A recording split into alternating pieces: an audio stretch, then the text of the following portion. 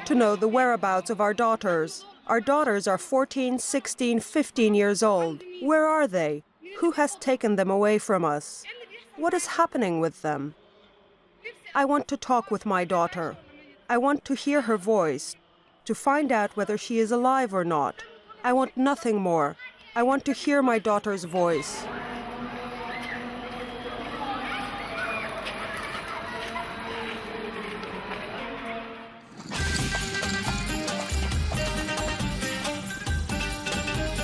Egypt is most often associated with ancient history, pharaonic dynasties, the pyramids, and tourism.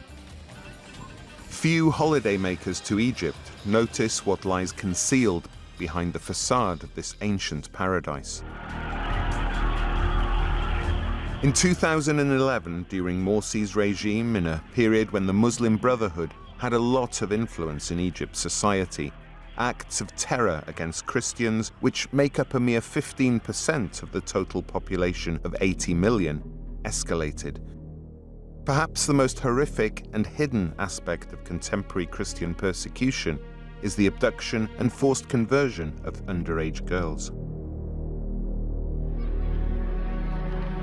While filming in the Rock Church in Mokhatan, Cairo, a woman comes to us showing her mobile telephone with a photo of a teenage girl. She speaks Arabic.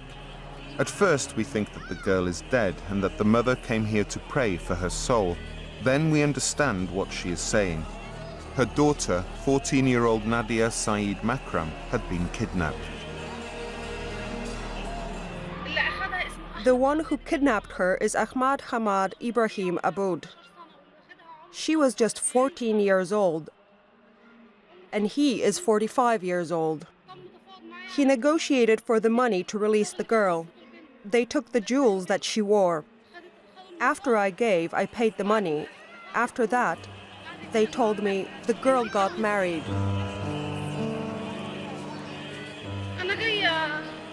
I came here for the Holy Mass to pray to God that He hears my voice. If God hears my voice, He can perform a miracle. Maybe He will save our daughters from death.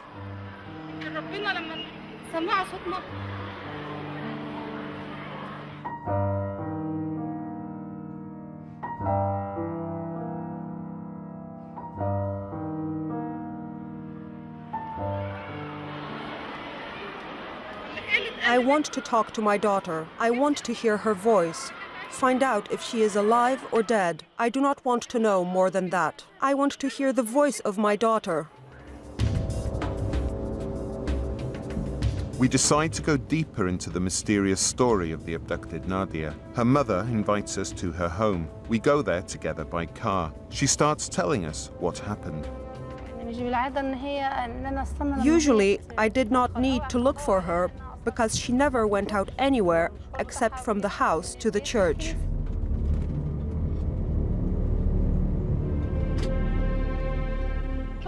People at the police told me, prove it. When I went to report the kidnapping to the public prosecutor's office, they brought me to a cell and made a personal search. Then they came to my house and roughed us up. They said that I should be jailed and not those who kidnapped my daughter. Everyone whose daughter has been kidnapped is told to clear off from where they live. So one has to leave their job, leave their house, their source of income. And even after this, the girl is not back home, even if you have paid the money.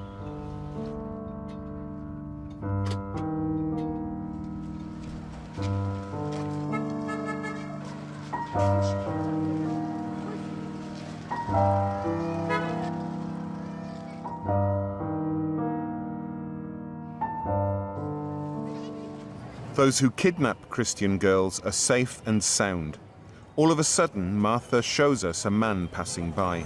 The one passing over there is a member of the kidnappers group. His name is Aid from El Fayoum. I have information that at his brother's house there is one girl, also a Christian.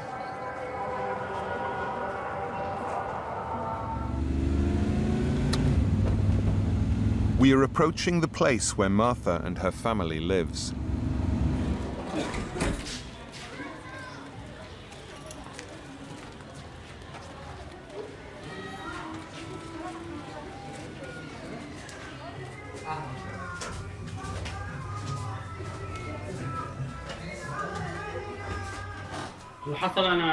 I led her to the church. When the time to pick her up came, I was late. She had not returned home. We went to the church and searched through the streets. And then they suddenly told me, "Your daughter has been kidnapped."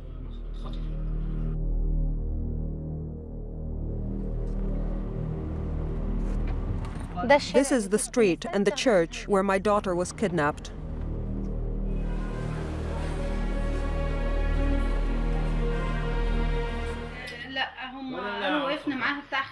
We have found out that her friends were with her for some 5 minutes when she said, "My father is late."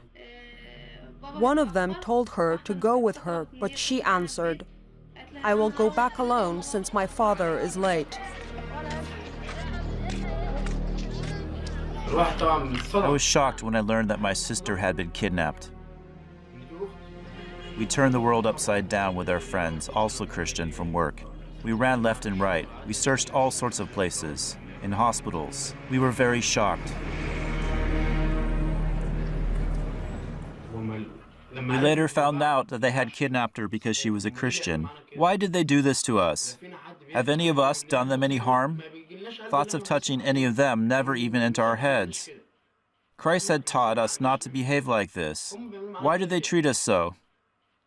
We harm no one. We have reported that to the police.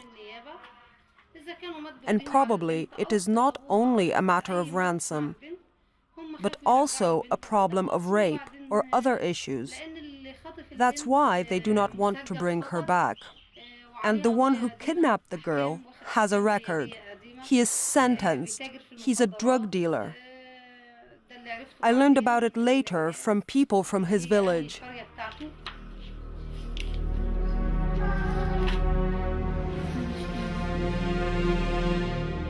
All kidnapped Christian girls are forced to change their religion.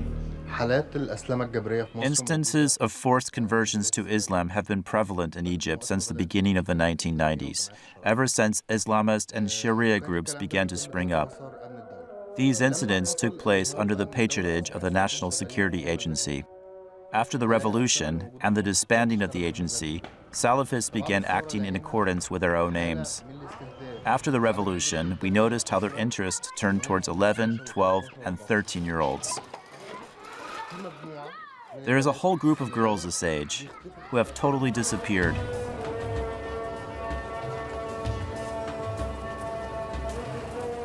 The frequency of kidnappings is increasing daily in Egypt.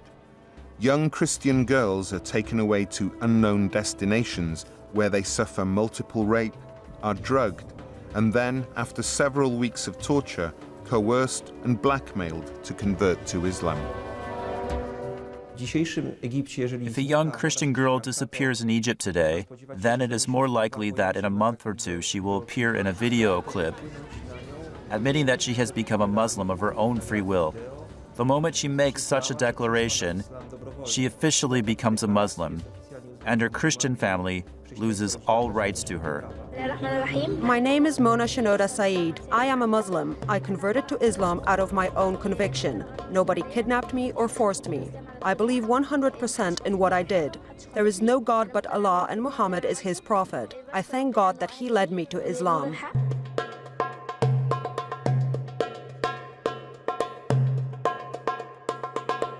Some, though very few, of the kidnapped girls managed to escape. قعدت طول الشهر على كده ما كنتش بعرف انام ولا اكل ولا اشرب ولا اي حاجه كان كل همهم يشربوني مخدرات ويغتصبوا طلعوا شباب اخذوني منهم قعدت معاهم يومين بالظبط انا ما كنتش حاسه اليومين دول عدوا ازاي وانا حوالي 5 ال5 كانوا بيخشوا معايا هم ال5 كنت بقعد من الليل للنهار كنت 24 ساعه صاحيه ولا اكتر من 50 واحد في الشهر دول اغتصبني عشان انا مسيحيه.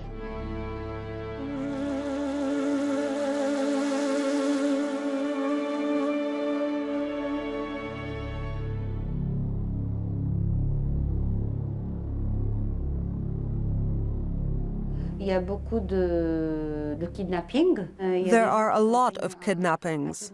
There are people who constantly abduct children or young girls to Islamize them by force. There was one girl who threw herself from the balcony because she was tortured. They wanted her to become a Muslim. Nobody is talking about that. This is not mentioned in the media or in the press. These are taboo topics. Unfortunately, it is difficult to react because they can kill the entire family. That fear makes them voiceless. So they prefer to say nothing than to have the whole family killed.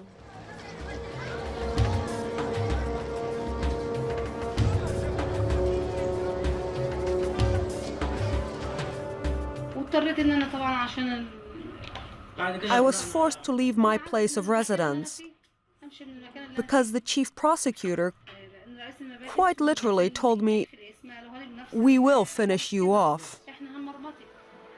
I should have stayed put and quiet while my daughter was held captive.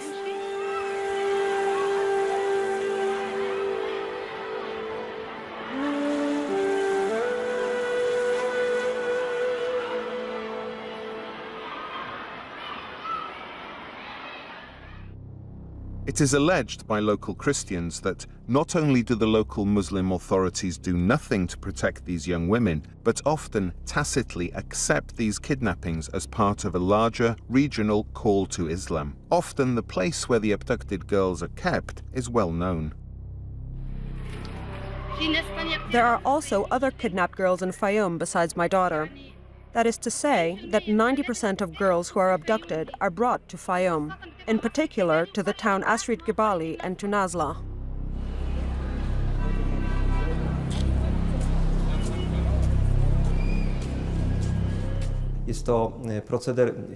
These acts are also financed by Islamic backers from outside Egypt. A young girl fetches from 20 to 100,000 Egyptian pounds, depending on her looks and social standing.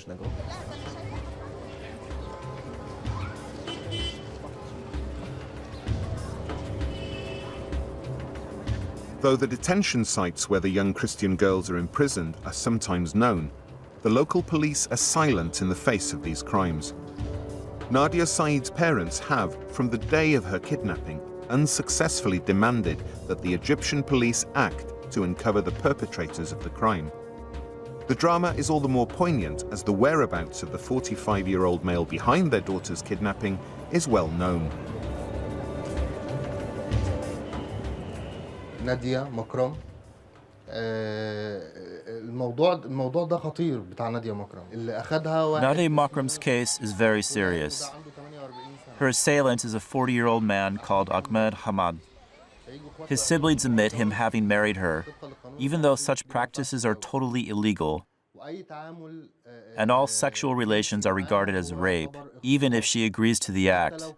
That is Egyptian law, because she is underage.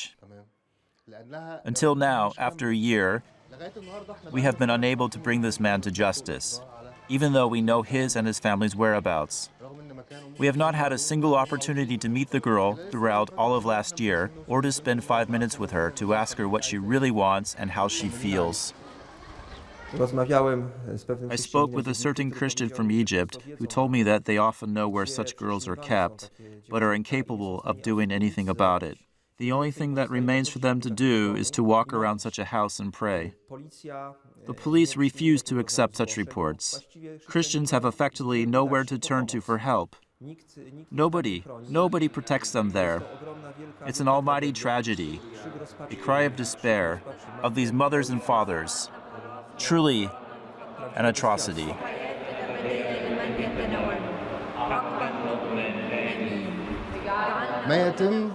It's a crime on many grounds. Disappearing, blackmail, and coercion. From the girls who manage to escape, we know about big problems they go through. How they molest the girl till the moment when she disappears for 3-4 months, when she is pressured in different ways.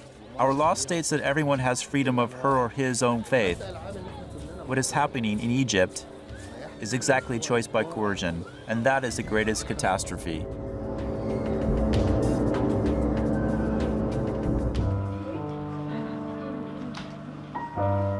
The most tragic event which can happen to parents is the loss of a child. In many cases, it leads to a rejection of God and His mercy. Nadia's parents, although their despair is legitimate, still believe in God. They are also very determined in their faith. I could never lose the faith. What happened cannot be an obstacle between me and God. It has happened not only to me. If everyone loses the faith, that's what they, the kidnappers, want, that we lose the faith and forget about Christ. I cannot forget about the church, about the house of God. Even if people in the church have let me down, God will not fail me. We will not emigrate, and we will not leave our country. I will stay in this country till my dying breath. I was born here, married, and gave birth to 5 children. You will not make me leave this country. And I will not stop looking for my daughter. One day I will meet her, if she is still alive. And if not, I will be looking until I find out that she is dead. I will fight so that this does not happen again to any other girl. When I get justice, it will not happen again to any other girl.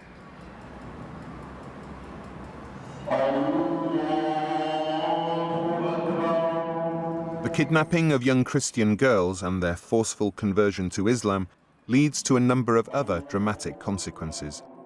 In the light of Egypt's new constitution, inspired by Sharia law, reversion to Christianity following a conversion to Islam, freely or by coercion, is practically impossible. The most extreme punishment for apostasy from Islam is death. As relates to the return of people to Christianity, we have lodged 5,000 petitions for the single purpose of regaining a Christian's right to return to Christianity. Of course, such acts are not bereft of problems, difficulties, and the harassment by fanatics when they find out that, having converted to Islam, they now want to return to Christianity. One such example relates to a case of a Christian girl who suddenly disappeared. She managed to return after a time, and so we were able to identify those who stood behind these acts, who married her. She came back pregnant. For some time, he has watched her family, and finally he managed to hire a group of hooligans who, by force, took the girl away from her parents. I learned that he has got a university degree, is 29 years old, registered in the marriage registry as someone who has been married 6 times. 5 were with Christians who converted to Islam. What was strange was that these marriages lasted a year, after which the boy would suddenly gather up his belongings and depart for Saudi Arabia, and only to return after having obtained a divorce. This is one of the most difficult cases. We face a big crime, and our biggest problem is that these things happen under the guise of religious practice. Terrified Christian girls, harassed and exposed to Muslim provocations, find some help in church centers.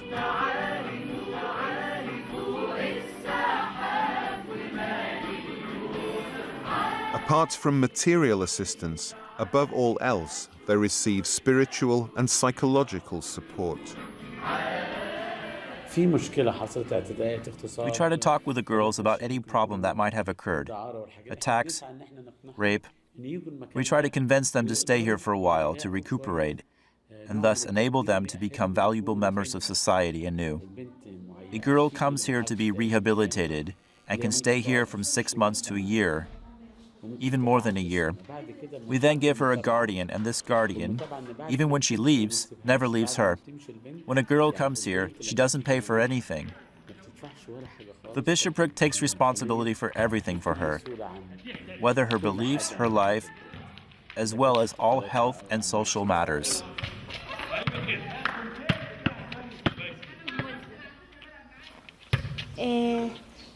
There was a group of Muslims set on kidnapping me. This is why I am here. There were problems between the group of Muslims and my brother. I was put here because of fears for my safety. Now, when I have free time, I can't go home because of them, because I am scared of them. They are stalking me. So, when I am home, I always stay inside and never, ever go outside. If I stay here for another year, I will get married and not go back home to live there. I will get married immediately. In addition to kidnappings and forced conversions, young Christian girls are forced to cover their heads according to Muslim tradition or suffer humiliation. Despite the escalating nature of these crimes, a veil of silence in the international community has rendered this subject mute. We Christians are victimized and discriminated. Perhaps not so at work, but sometimes as we walk down a street, we hear people say, "We will teach you how to behave. We will teach you manners. You will stay at home and wear the hijab." Such words are very often repeated.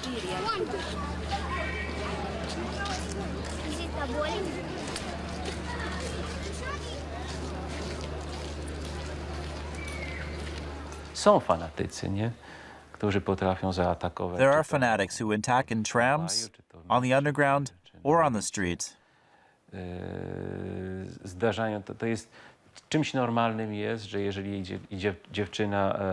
It's obvious that a girl walking without a veil is a Christian and can be spat on, or verbally abused with bad language and curses.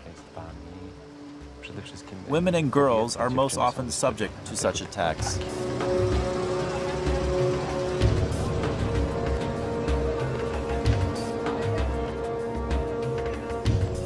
We must recognize that in Egypt, like in most other Islamic countries, Christians are treated as second-class citizens. They are not accorded the same rights as Muslims.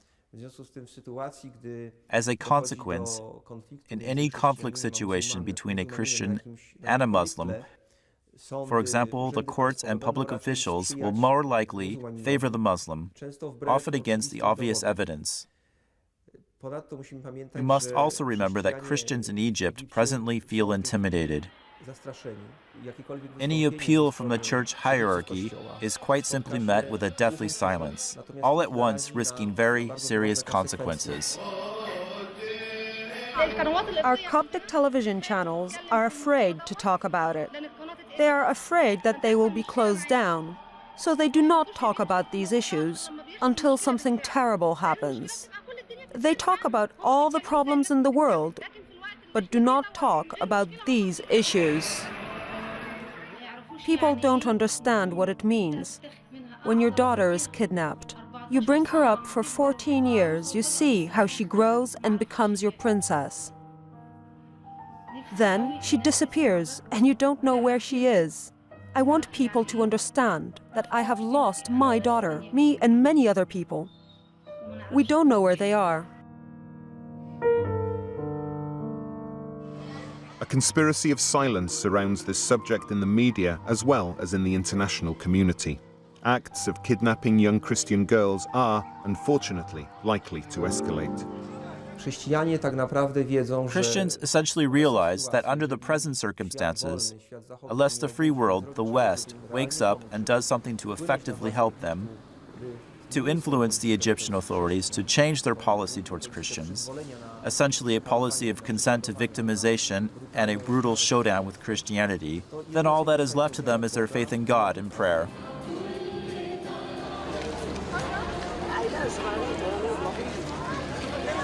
Although the members of Nadia's family were touched by the tragedy, they are witnesses to the living God in their hearts. We felt very moved by their testimony of perseverance, forgiveness, and hope.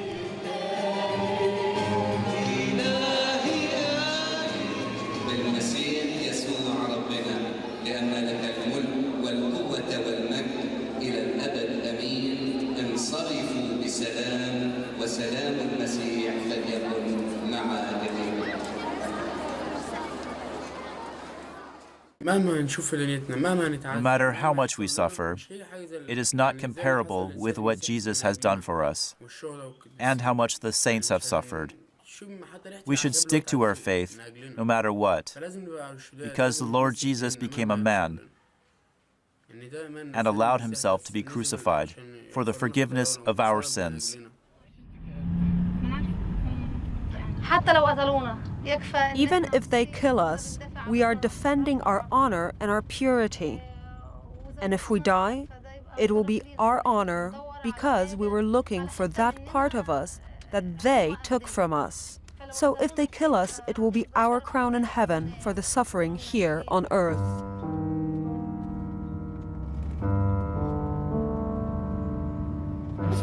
From the moment when my daughter was kidnapped, there is nothing I am afraid of. I want everybody to hear my voice wherever possible, at any cost, in order to protect other girls. If I became silent, it would mean that they managed to frighten me. If I am silent, they will kidnap another girl and another and another. I will look for my daughter until my dying breath.